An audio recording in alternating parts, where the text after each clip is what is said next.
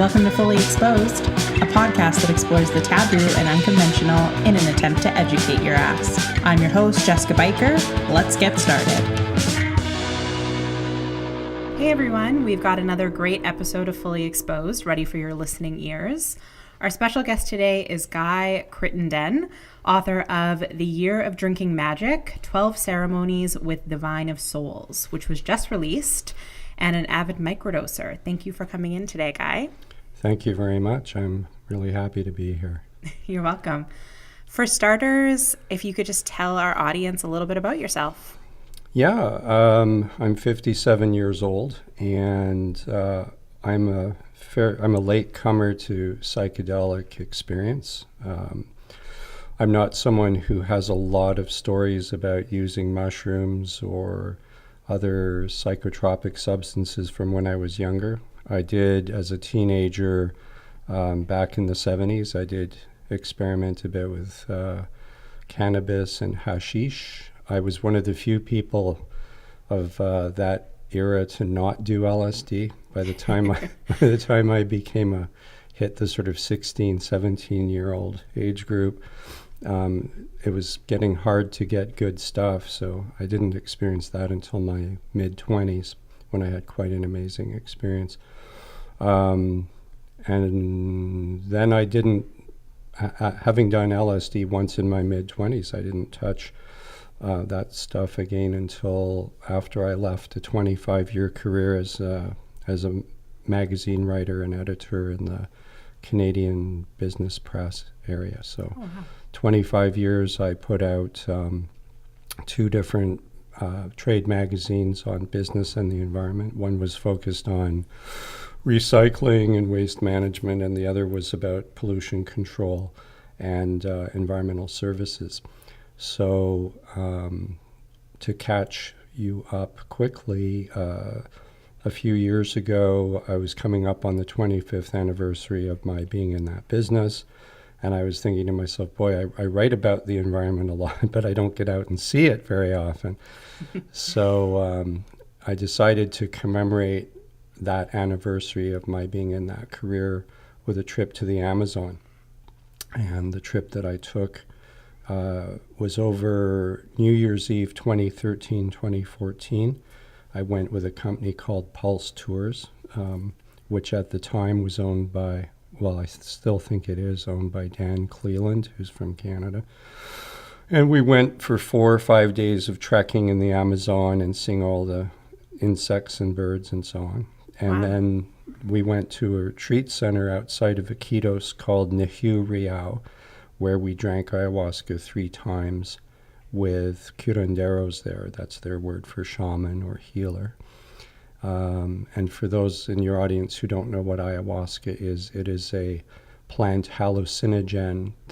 It's a brew that looks a little bit like coffee, tastes more like prune juice, and is used by the shamans there to access the spirit world.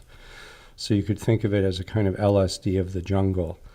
And you do it at night as part of a circle of people, and you go on about a 5 or 6 hour journey, which for me usually starts with a very large peak at the beginning. So the first 40, 50 minutes are tough, and then it's followed by smaller peaks.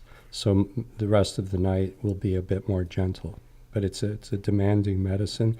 People generally do not use it, or I don't think they would ever use it for recreational purposes, because it's more of a spirit quest that you're going on.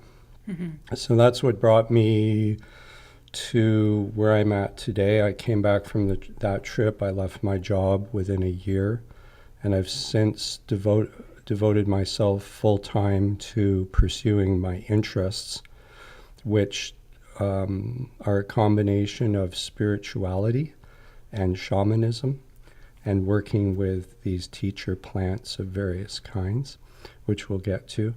And that led me to write a book that you referred to in the opening, which has just come out. It's from Apocryphal Press in San Francisco. It's called The Year of Drinking Magic, and it's available on Amazon as a paperback and as an ebook that you can download. Wow.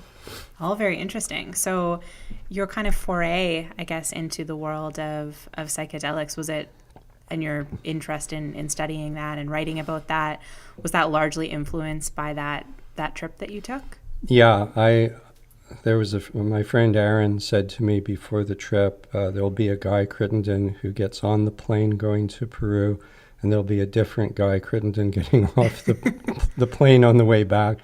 And that turned out to be more prescient than either of us realized. I went through a complete psychic upheaval, and, I'm oversimplifying a bit, but it's like I went down an atheist and I came back a believer. Wow. But a believer in a God that was not the God that I used to not believe.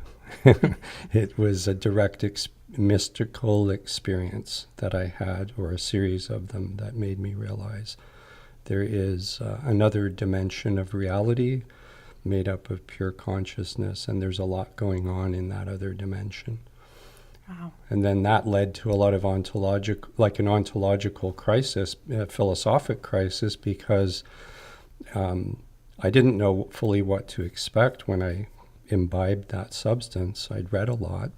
One of the reasons I wrote the book is that it's hard to come across really great descriptions of what it can be like. So I did my best, although words can never fully capture it. But my entire sense of reality changed. I was like Neo taking the red pill and waking up from the Matrix.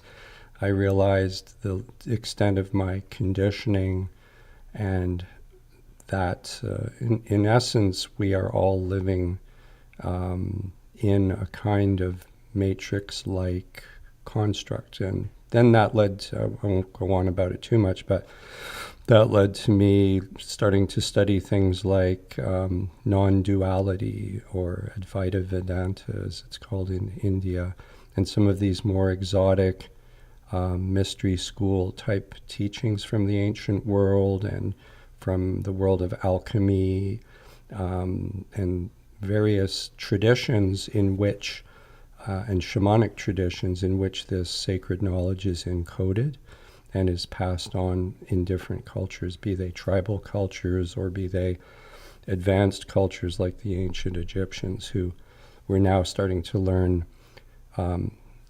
were encoding in their artwork and hieroglyphs a lot of messages that were missed by the last generation of archaeologists, because those people were generally illiterate when it came to hallucinogens or psychedelic plants, or even shamanism. Mm-hmm. Remember those British archaeologists that you'd read about, with their pith helmets and that. I wouldn't say they viewed the Egyptians as primitive, but they certainly viewed their worldview as that of a kind of primitive ancient people. Well, knowing what I know now from my own journeys in the psychedelic space, I would say the Egyptians mapped it out very well, and I can now understand a lot of the symbolism that would have been very opaque to me in the past. Wow. I want to dive in and talk more about your journey with psychedelics and about your book. Yeah. First, I want to reel it back and talk a little bit about microdosing. Yes. So, for all of our listeners out there who maybe haven't heard of that term before or don't know what it is, what is microdosing? Microdosing is the use of psychedelic substances. In our community, we usually avoid the word drug because of the negative connotations. I mean, I'm fine with it. They are drugs. Everything's a drug. My breakfast cereal's a drug. But we sometimes refer to them as sacraments or medicine or what have you. And what microdosing is to use what's called a sub-threshold dose. In other words, a very small amount of a psychedelic that you would either not notice at all or you would barely notice, in order to achieve different outcomes, which we'll get into. So it's in the culture right now, Microdosing is mostly known from Silicon Valley. At least that's the most popular nexus point for this adaptation that's going on. And what's happening, because, I don't know much about coding, but the coders of computer code in Silicon Valley are finding microdosing, for especially, say, psilocybin mushrooms, opens up new neural pathways for them. It makes them more creative. And it enables them to see patterns, because coding is really pattern recognition. So it's allowing them to be more creative and think of code that they wouldn't have thought of before. And so this is caught on like wildfire in Silicon Valley. Commonly what they'll do is very, very small doses of LSD or psilocybin mushrooms or other substances.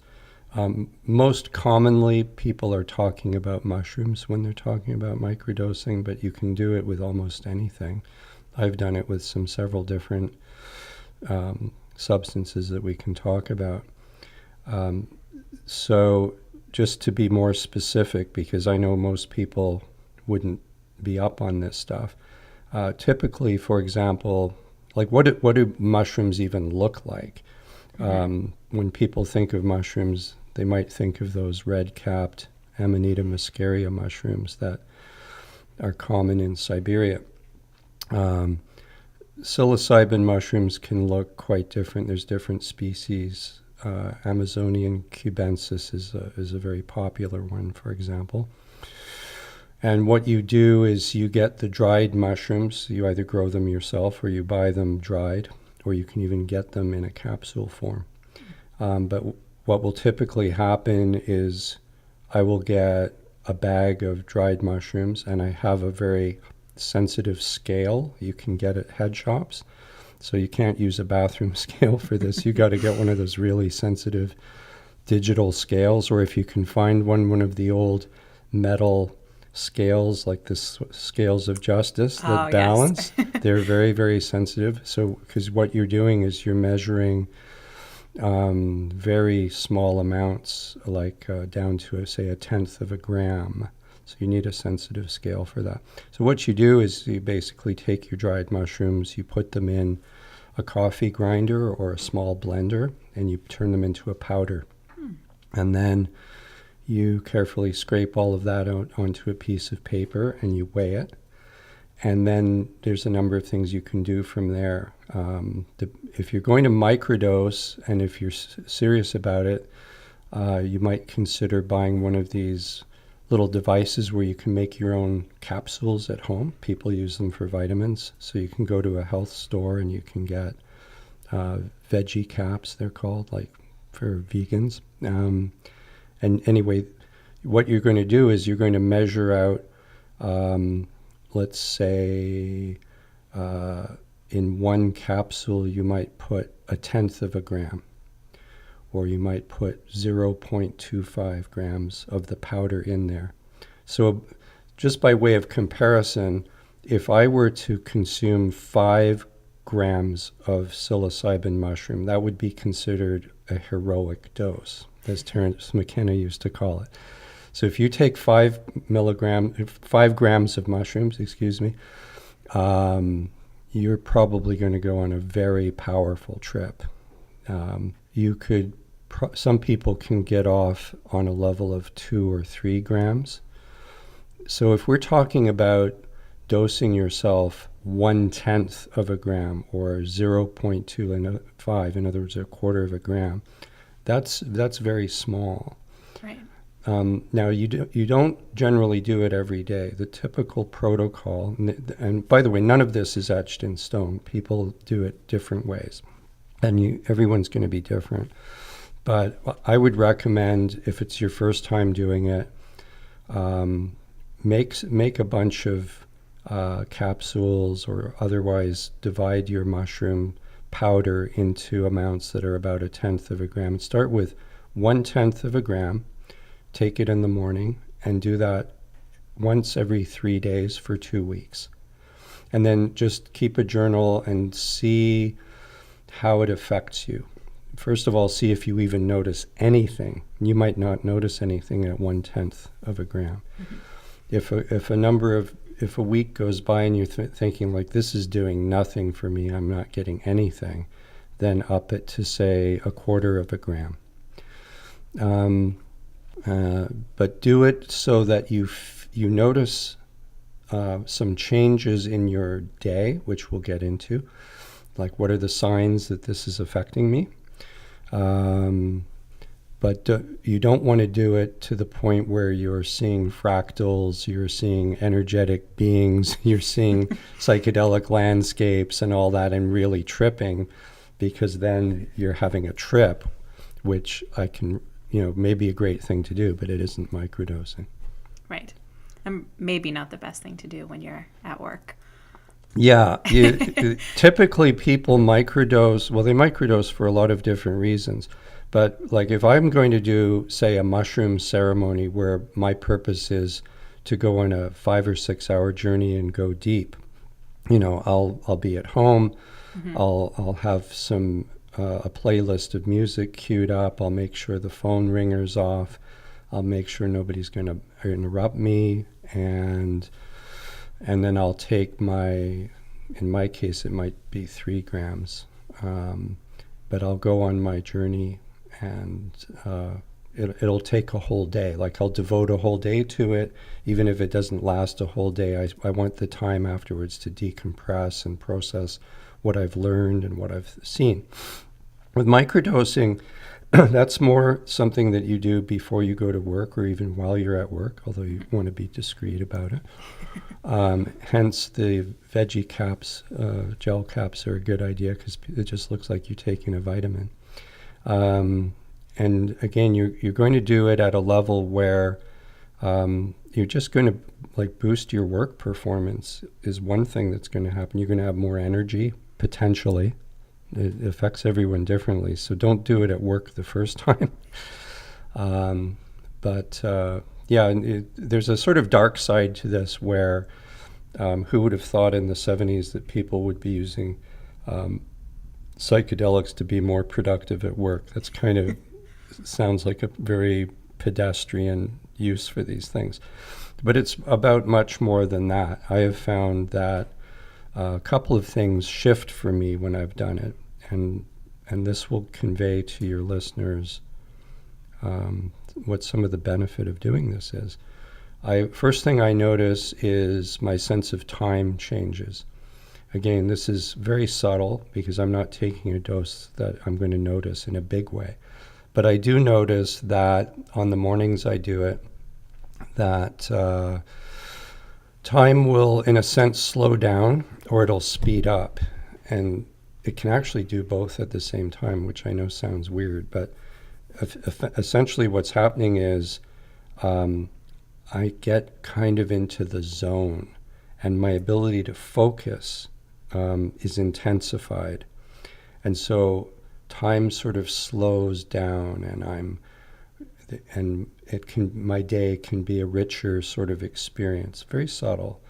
And then if I have a task, especially if it's a creative task, like let's say I'm spending the day making music, or I want to write something that has a poetic aspect to its creative writing and not like a report, my creativity goes up and my ability to concentrate goes up. And so, if you ever played a musical instrument or you've done something like dance where you become one with the activity and you just lose yourself in it. Yeah. And so you look at the clock and what felt like 30 minutes was actually 3 hours. That the mushroom or certain other microdosed substances will push you toward that more. So a lot of creative people like to do it. It's definitely a good thing to do if you want to write a book and you're having trouble focusing and you're procrastinating. You've kind of outlined some of the do's, I guess, as we'll call them, or things to consider if you're going to try microdosing. Are there any things that kind of go on the opposite side of that? Is there a wrong, I guess, way to microdose? Because the way I see it is, as you mentioned, it is something that's becoming more notable and more seen in the news and things like that. And, I've even seen headlines for articles that simply say like, oh, microdosing will give you superhuman strength, or it does this or does that. So obviously that's very appealing for a lot of people, but for people who know completely absolutely nothing about it to just dive in, are there a certain set of kind of guidelines that they need to follow? Or well, one thing I would do is everyone should do a bit of their own research. I've given some clues as to a strategy for making a small batches and using them. Right. But I think people should go on YouTube and watch half a dozen videos about this. Read up about it. You can go to the website Arrowwid or other ones where people write what are basically trip reports, or they'll write about their experiences. And so if you just do a keyword search on microdosing and mushrooms and things like that, you'll quickly find some articles. And that's not to say everything you're going to find is going to be good, but it's good to research this a little bit further. But if I were to give sort of advice to the absolute beginner, one thing I would advise, you might want to actually do a real mushroom trip at some point, just so you know what the full capacity of these things is. So create the right set and setting, and maybe have a trip minder with you. In other words, someone around that if you need to, if you're not familiar with this, who can help you if you find yourself struggling. I don't think psychedelics are a good thing to do by yourself the first time. But whether you do that or not, I think most people, if they're in a sort of a tenth of a gram to start, they probably won't notice anything. But start really small. It's good to start at a level that you don't notice anything, and then start raising the dose every few days until you do notice it. And then you might say, whoa, I was feeling kind of woozy there, and I felt a little spacey, and now I realize that's a little too much. Now, one of the reasons people don't do it every day, you might say, well, why don't you just take the mushroom every single day? It's because then we build up tolerance. Right. So the idea with microdosing is to space it out specifically so that on day 3 and day 6 and day 9, that same dose affects you pretty much the same. If you take that, let's say it's a 1/4 gram, and you're taking that every day, you're going to build up a tolerance very quickly. So at the end of the 2 weeks, like the next time you do it, you're going to have to do more just to get the same result. So go with small doses, build up until you notice it. Don't drive a car or operate heavy machinery or anything until you know what your tolerance is. Mm-hmm. Now, one of the beauties of mushrooms is that they have a different effect at different levels, and they're not bad effects. For example, at a very low dose, what psilocybin does is it heightens what's called your hyperacuity. So in fact, at a really small dose, instead of becoming a worse driver, you probably become a better driver, because your senses are heightened. Your visual sense, your sense of hearing is just sharpened a little bit. Then there's a level beyond that where it starts to have the opposite effect, and you wouldn't want to be driving, and you'd want to be lying in bed with some headphones on and an eye mask and doing a different kind of journey. So definitely the first time you dose yourself, do it on the weekend, do it on the couch, and then recognize you're participating in a process where there's no set rules. So I can't tell someone what's the right dose for them and what they'll get out of it. It's going to be different for every person, and it'll be different for the same person depending on what else is going on in their life, right? Great. Can you walk us through your own personal first experience with microdosing? Yeah, it was during a time when I wanted to get more creative with the guitar. I play guitar at a very amateur level, and I'd been procrastinating about it. I hadn't been practicing, I hadn't picked up the guitar in ages. I'd lost most of my calluses on my left hand, so it hurt to press the strings. And I just knew for a period of a couple of weeks I had a fairly open schedule. And so I thought, well, I'll do the microdosing because it'll bring me the focus to concentrate on playing the guitar, and then I'll see what happens. And what I found was that I was very calm during the day. I felt myself, but I felt myself, it's as if I'd had a really good night's sleep. I felt very refreshed. I felt very, very energized. And then when I did pick up the guitar and play, I put on, jazz and blues background music, and then I was playing my electric guitar and improvising, playing lead guitar on top of that. And it just really went well. And I felt that my creativity was heightened, and I was exploring some areas that where I might not have gone before. So it was a very mild dose, and I'm not saying the result was off the charts. It was very subtle, but it was there. So over that period of a couple of weeks, I wrote some songs, and I felt I made some really good progress with my playing. So it was like an accelerant.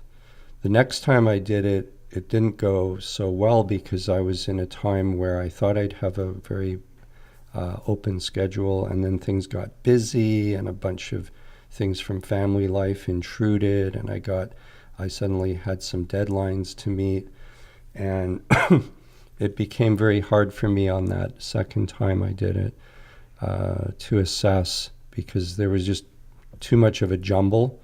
So maybe it helped me, maybe it didn't. I couldn't tell. So that it's hard. The best circumstance to see the effect that it's having on you is when you don't have too many distractions, and you've maybe got one area that you want to focus on. Another example might be a college student who needs to study for their exams. Again, you're not going to take enough that it's going to interfere, but a small dose of microdosing might give you that extra energy and concentration to really bear down on your studies and your cramming for your exams, right? So I know some young people use it for that. Awesome, thank you. Jumping ahead, can you tell us a little bit about your book? Oh, well, twist my rubber arm, why don't you? The book addresses a much larger context for what some people are calling the psychedelic renaissance that we're going through right now.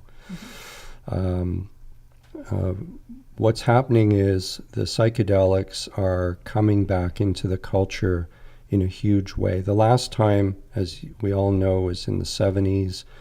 Acid or LSD was the main drug. Cannabis was a pretty strong second. People were working a bit with mushrooms and that, but nobody was using ayahuasca in those days. San Pedro cactus, also known as wachuma, which is another Amazonian shamanic plant, was not really being used.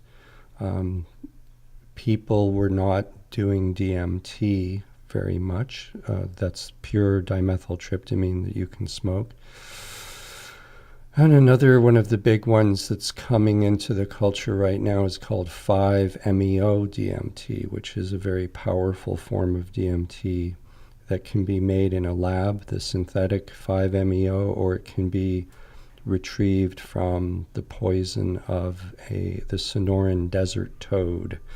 So I don't know if you've heard of that one, but people talk about licking the toad. Oh. We don't actually lick the toad. What happens is people scrape off the poison from this very particular toad, and that's in the southwest of the U.S. and the northwest of Mexico. And they dry it on a glass plate, and it turns into these flakes, which then get, put into a glass pipe or a beaker or something, and people light it and smoke the vapor. And I've done that, and it's considered the most powerful psychedelic in the world. There's one that a friend of mine makes called Freebase, and I haven't done it, but she described it to me. What she does is she takes the synthetic 5-MeO and she, burns off in a spoon, just like they used to do with the, crack cocaine and the bad drugs, right? So it's a similar technique. She distills the 5-MeO molecule down to the point where she has a grain that's like the size of a grain of salt from a salt shaker, maybe even smaller. And she said, when you put that in a pipe and smoke it, by the time that molecule hits your lip, never mind goes in your lungs, you are gone. Oh my God. The entire egosphere vaporizes. There's no more mind, no more body, no more consensus reality. And your consciousness just explodes into basically like a supernova. And, well, it's impossible to describe what happens other than to say that for me, with that one, all, how the saints and sages talk about this being a world of illusion, and that the only true reality is God's love or this sort of primal cosmic home. Well, that's what I became. Wow. And that's what a lot of people report. If they get a full dose and complete surrender, it's not that you become something, it's just that all illusion falls away and you're just left with what you really are, which is a consciousness that's the size of the entire universe and pure love, because you're in the state of pure oneness. So the cause of all of our suffering is separation, right? You are sitting over there, I'm sitting over here. It's in a sense, living in duality is a tragic situation because everything is separated from everything else.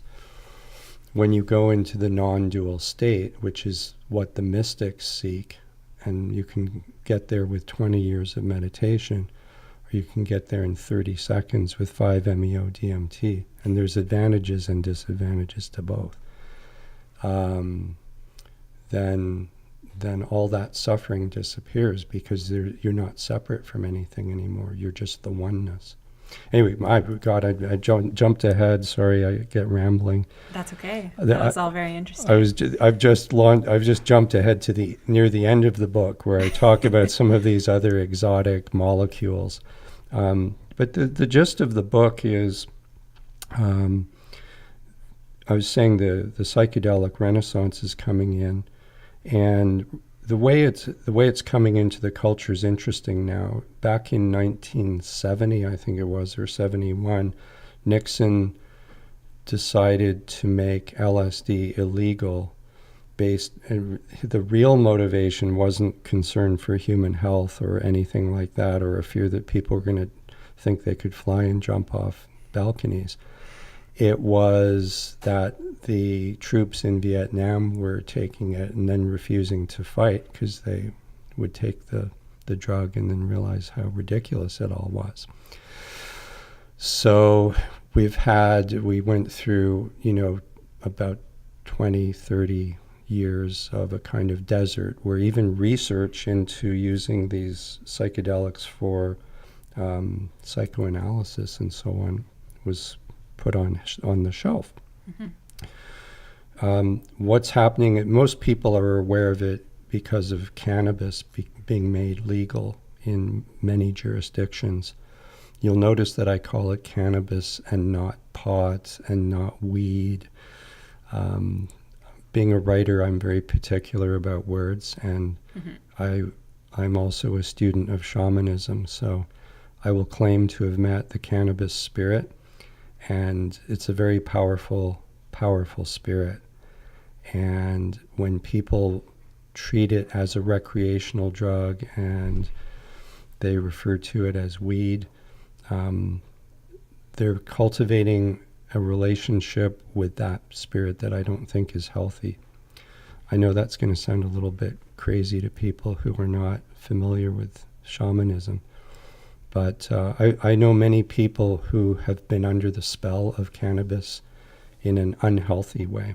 Mm-hmm. But I'm glad that it's becoming legal, because a lot of people are going to say, oh, great, now I can get stoned, I can smoke weed.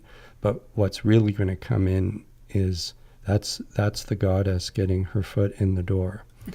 And then the deeper potential of that plant is going to become known to people. So when I consume cannabis, for me it's a psychedelic. I can't smoke it, it just puts me to sleep.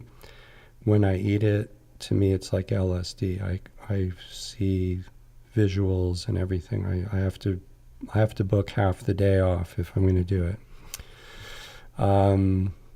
Anyway, one of the main ways that the psychedelics are coming into the culture is a lot of people, especially in their 20s and 30s, but also people who are older, are discovering ayahuasca, and they're going down to Peru and other countries like Costa Rica and Brazil, and they're drinking it, and they're having a range of outcomes, some of them negative.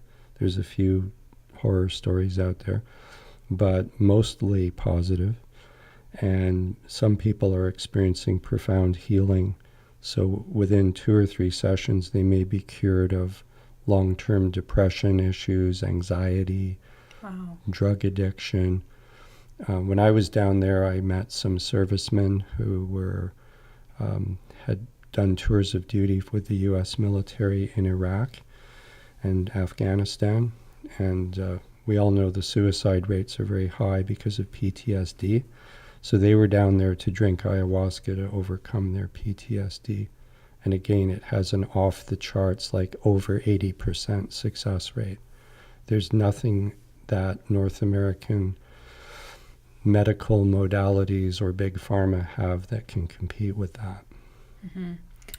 So I wrote the book basically to educate people about the ayahuasca experience, to tell them in great detail about 12 of my ayahuasca journeys and what I saw and what I was taught.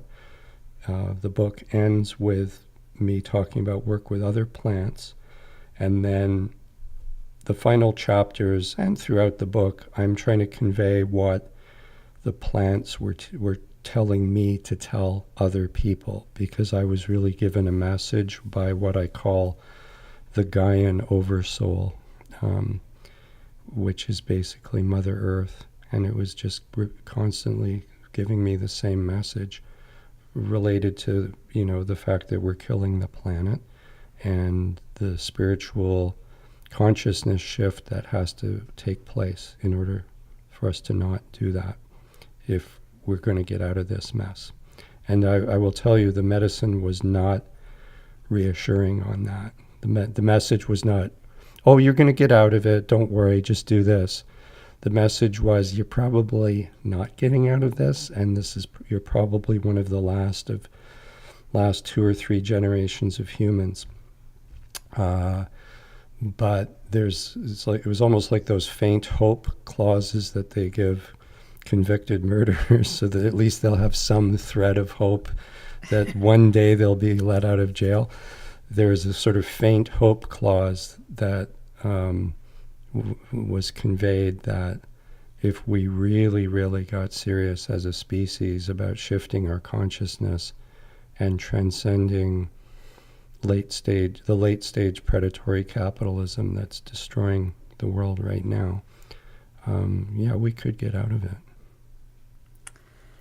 It's interesting because another episode that we're going to be releasing talks a lot about capitalism, and I wanted to kind of go back to that big idea of big pharma. We have obviously a plethora of illnesses which seem to be more prevalent in today's society than ever, things like anxiety and depression and what have you.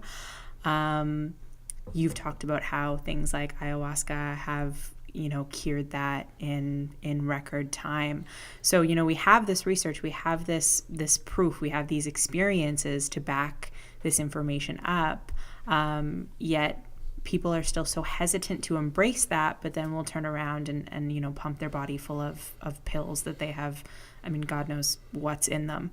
When you lay it out like that, it seems very backwards, and it's very interesting to think how we got there. But we are. Do you see a time that is going to sort of kind of start to reverse itself? Mm-hmm. Yeah, it already is. It's funny, I'm 57. If I talk to someone my age or older, the older the person is, the more likely they are to genuflect to authority figures and view anyone in a white coat as a kind of modern day priest, Right. So they'll view their doctor in the same way that our grandparents might have viewed the priest at the church. But when I speak to people who are my age or younger, the further down I go, the more averse they are to taking a pill, the more they question the authority of those doctors and the orthodoxy around vaccines and things like that. And the more open they are to alternative forms of medicine. And this is combining with the resurgence of the psychedelics in a kind of virtuous cycle, because people might, like, for example, when I went to Peru, I was going to drink ayahuasca because I wanted to have mystical insight.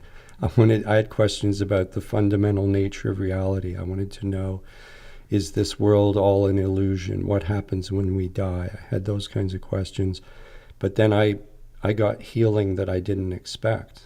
I had developed a fairly unhealthy relationship with alcohol, and I talk about this in the book. I'd been through a difficult divorce, and I was drinking quite a bit of whiskey. And when I came back from Peru, that was just gone. It was all just gone. So wow. I could see why somebody who has an addiction or alcoholism or something would be cured. It's not so much a chemical thing, it's that the plant took me back to scenes from childhood. It took me through all the traumas in my life that had put me in the place where I would drink to anesthetize myself. Mm-hmm.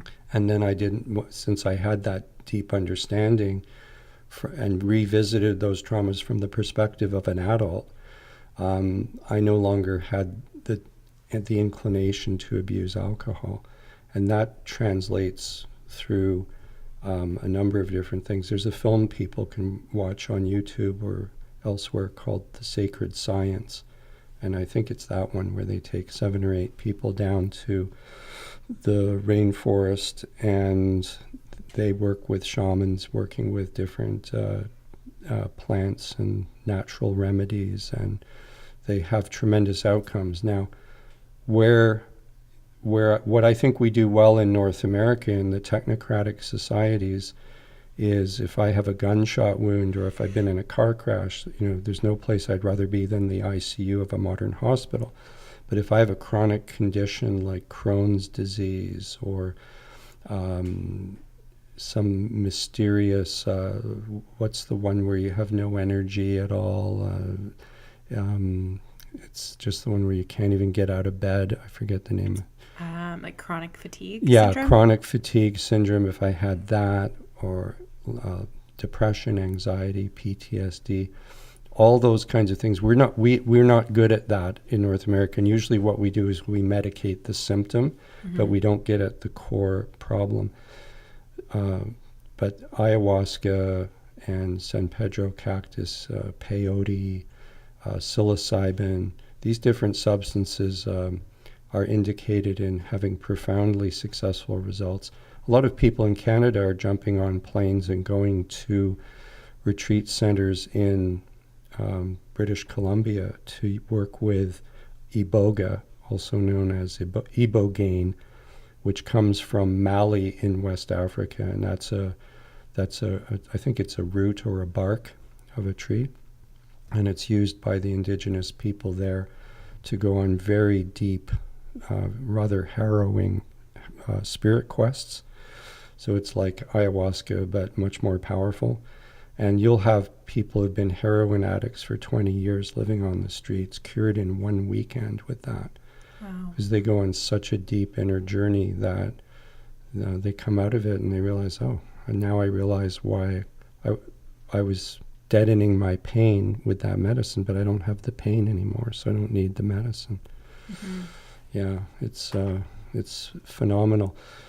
So yeah, we're going through this psychedelic renaissance, and my book is kind of it's a bit of a handbook in a way. Of course, everyone else's journey is going to be unique to them, and they won't have my same experiences, and that's very important to understand. But I'm very articulate about describing what happens to me, and so the book will give people some insight into what the potential of these things is. And one thing that has made my journey and my writing a little different from a lot of what's out there is if you read about psychedelics and you read about ayahuasca and you read books and you look at podcasts and things, a lot of what they're going to talk about is very medical oriented, and it's very much interviewing scientists and psychiatrists, and they're talking about how these things are a good alternative to big pharma, which is fine. What happened with me is it opened up a world of shamanism and a kind of magic world that I didn't know existed. And we go to school, we sit in desks in rows under fluorescent lights, and we're trained to be good little workers. We're trained to be compliant, and we end up being consumers. And what I found that the teacher plants did for me is they opened up a whole other world that the consumer society and its materialist underpinnings either doesn't know about or actively suppresses. So ever since I've been back, I've been doing workshops on shamanism. I've been finding out who my guides and spirit animals are, and all kinds of stuff that would sound batshit crazy to most people and would have sounded crazy to me before 2013. Mm-hmm. And I'm now finding out that all that kind of crazy Carlos Castaneda stuff is real, and now I'm diving deeper and deeper into it and really enjoying it. Through your research and your own personal experiences, there's probably a lot of things, but if you could pinpoint just one thing, what's one of the most interesting things that you've learned? I'll give you a really good example. It's in my book, but it's one that will really, it's a really good example of the potential of how these psychedelics or shamanic visionary plants work with us. They don't talk to us and appeal to our rational minds. The teachings usually get us at the heart level, and they usually find a way of, because effectively what you're doing, let me just back up a bit. I used to think that what was happening when I consumed a psychedelic is that Guy Crittenden was drinking this substance or smoking this substance and then going on a psychedelic experience, and the goal was that it would become Guy Crittenden plus enlightenment, right? Mm-hmm. I wanted to be Guy Crittenden plus something. Right. What I grew to realize after many journeys was that I had it backwards. What was in fact happening was that which I really am, which is unity consciousness, was consuming the substance and waking up from the dream of being me.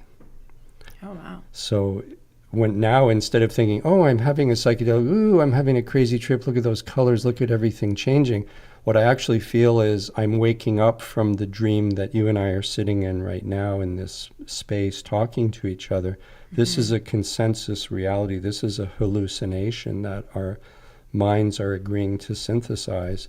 And it's good. Like, I'm glad to be here. I'm here for a reason, and I'm going to enjoy this trip. But when I use a psychedelic now, I realize, oh, I'm waking up from the psychedelic experience. This, right, we're having right now, this is the ultimate psychedelic experience. So it's waking up from the dream. So that certainly has been my biggest single takeaway, and I'm glad I remembered to get that in, because that's something I wanted to convey to the audience.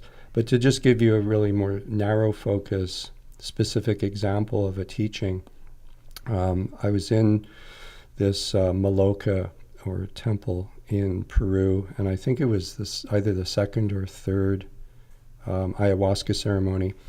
And one of the intentions that I set for that night was to have a healing relationship with women in general and with my mother specifically. So I wanted the medicine to heal anything in me that was getting in the way of having the most authentic relationship that I could have with my mother, and by extension all women. So I'm sitting there, and I had a bunch of other experiences, and by this point in the night I kind of forgot that I set that intention. Next thing I know, the whole building starts to sway back and forth. It was literally like it was a coffee cup that somebody had picked up and was swinging back and forth. And so I sat up on my mat, and I was holding onto the floor with my hands, and I was looking, even though it was pitch dark, I was wondering, is anyone else feeling this? Because I thought, like, is the building actually moving? And then it hit me what I was experiencing. I was back in my mother's womb. Oh my goodness. And I was having the memory of being in my mother's body, and this was her hips as she was walking. So I actually was taken back to that primordial state inside my mother. And I can just tell you, at a heart level, at a spiritual level, it was a profoundly healing experience, because it made all of my complaints and bitching about this or that about my mother, or this and that about women, seem so ridiculous. When you go back to that place and you re-experience that primal bond, it just makes everything else that you were annoyed by just seem so petty. So I've had hundreds of experiences like that's just one of them. Oh, that's very powerful. Yeah. Have you ever, we've talked a lot about some of the psychological benefits. Have you ever had a negative experience? Yeah, I've had two categories of negative. One is negative just in the sense that it's a dark journey, mm-hmm. and demanding, and there's some suffering involved, and it's going into a nightmarish space. But with that kind of thing, ultimately I view those as positive, and most people do, because you learn so much. So not all the lessons are sweetness and light. Sometimes you get your ass handed to you and you realize, I needed to have my ass kicked, or I needed to see that perspective. It is ultimately the Joseph Campbell hero's journey that you're going on, and you're going to have to overcome. If you keep working with these medicines, you're going to encounter the dragon. You're going to encounter your own fears, just like, the heroes of Greek mythology. They encounter the Gorgon, they encounter the Cyclops, Mm-hmm. So I've had a bunch of those, but I don't view them, I don't seek them out, but I don't view them ultimately as negative. The only time I've had a really bad experience was on the third ceremony in Peru. I was attacked in the spirit realm by these spirit realm spiders. Ooh. And I actually believed that I was dying, and that it was only because the shaman, because I was going unconscious for long periods of time and not breathing. And then I'd periodically wake up and I'd go, and I'd have a huge breath, and then I'd fight it, and then I'd see these spiders, and I was venomized, and I was in this web, and it was terrible. Anyway, the shaman, the curandero, in the dark, saw what was happening, because they can see what you're going through. And he ran across the room and he sprayed this spicy liquid out of his mouth over me, and I saw the spiders disperse. And then I sat up, and eventually I got my strength back, and I was able to recover. And then the next day during the group discussion, I asked him through a translator what he had seen, and he said, yes, he saw the spiders. He said, those are not from inside you. That was an attack from an outside force. And we've been under attack in this retreat center for several months, and we've been fighting these spiders. And we know that the spicy liquid is the best way to get rid of them. So, yeah, that I don't want to scare people off psychedelics, but that's why in the book I do talk about shamanism. You may find yourself actually playing with magical forces that are beyond anything that the industrialized world and its education system prepared you for. So I would say with ayahuasca specifically, don't drink it alone. Drink it as part of a group and have a powerful shaman there in case something like that happens. Down the road, if you've done it many, many times and you feel confident to drink it yourself, fine, but don't do it yourself for the first dozen or so times. Spiders are already my biggest fear, so that story made my heart race a little bit. Yeah, I used to be an arachnophobe, so it was particularly bad for me. Funnily enough, another ceremony, I got cured of fear of spiders. Now I view them as grandmother spider, the storyteller. So it's all good now. Where can people buy the book, follow you, or just find out more? The book, The Year of Drinking Magic by Guy Crittenden with a C, is available on Amazon. So it's on Amazon.com, Amazon.ca. I'm told it's available in different countries.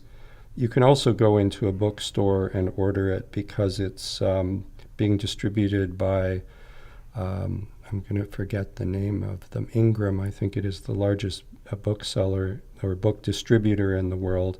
Oh. And I just launched a new website, which is called, and I'm going to have to say it and then explain it. It's called hypnosis.co. It's not a .com, it's a .co. And hypnosis is not spelt in the normal way. It's spelt like HIP for hip, and then the gnosis is like gnosis, GNOSIS, like gnosis as in sacred knowledge. Okay. So that was kind of my idea, is to play on the idea that we're hypnotized, but through these methodologies we can, in a fun and hip way, we can attain gnosis, or the sacred knowledge. So people can go to that site, and some of my online writings and podcasts are there, and also a description of the book and how to order it is there. Awesome.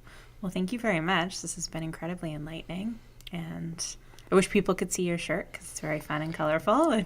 Yeah, I have my my DMT Vision shirt on, very psychedelic, and yeah, I suggest to people, if they're interested in any of this, they can visit the website and they can email me. But I do suggest people research microdosing and see if it's appropriate for them. It's not for everybody, but for some people it can be very life-changing. Right. The more you know. Thank you so much.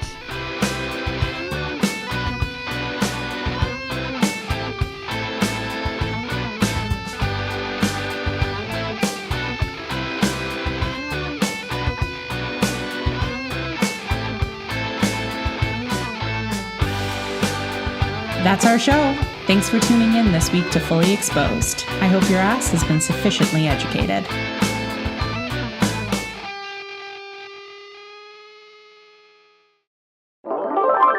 This has been an Evoke Media podcast.